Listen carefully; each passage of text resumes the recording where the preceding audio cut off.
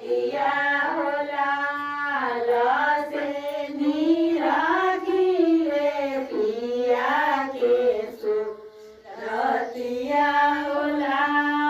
लसे लागी गईले हरि जी से नेहिया होला लसे लागी गईले हरि जी से नेहिया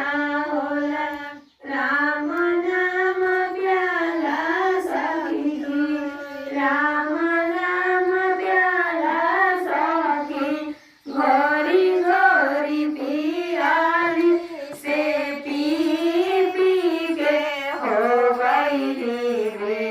देहिया होला लसे पी पी के हो गईली रे देहिया